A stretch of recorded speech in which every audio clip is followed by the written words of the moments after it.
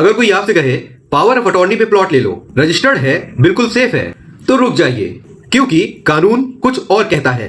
Power of attorney एक कानूनी दस्तावेज है जो इंडियन कॉन्ट्रैक्ट एक्ट 1872 और पावर ऑफ अटॉर्नी एक्ट 1882 के तहत बनती है।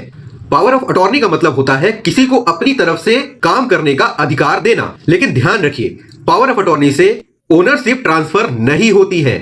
कानून के अनुसार किसी भी प्रॉपर्टी का मालिकाना हक केवल और केवल रजिस्टर्ड सेल डीड से ट्रांसफर होता है। पावर ऑफ अटॉर्नी सेल करने की अथॉरिटी दे सकती है, रजिस्ट्री साइन कर सकती है, लेकिन पावर ऑफ अटॉर्नी खुद सेल नहीं है।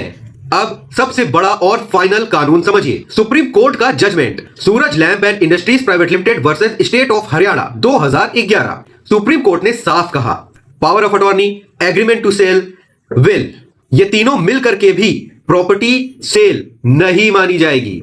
ओनरशिप केवल रजिस्टर्ड सेल डीड से ही मिलेगी। पावर ऑफ अटॉर्नी पर प्रॉपर्टी लेने के बड़े कानूनी जोखिम। पहला, पावर ऑफ अटॉर्नी कभी भी कैंसिल हो सकती है। दूसरा, ओनर की मृत्यु होने पे पावर ऑफ अटॉर्नी खत्म। तीसरा, बैंक लोन नहीं मिलता है। चौथा, म्यूटेशन और रीसेल में दिक्कत। पांचवा और सबसे प्रमुख, कोर्ट में ओनरशिप साबित नहीं होता। कानून की सीधी भाषा में पावर ऑफ अटॉर्नी अधिकार देती है, मालिकाना हक नहीं। प्रॉपर्टी लेनी है तो रजिस्टर्ड सेल डीड के बिना कभी भी रिस्क मत लीजिए। पावर ऑफ अटॉर्नी पे प्रॉपर्टी लेना लीगल रिस्क होता है, सेल डीड पे प्रॉपर्टी लेना लीगल ओनरशिप होता है। ये जानकारी अच्छी लगी हो तो वीडियो को लाइक करिए और चैनल को सब्सक्राइब करिए। आपके जो भी सवाल या कमेंट हो उसे नीचे कमेंट बॉक्स में जरूर पूछा करिए। धन्यवाद।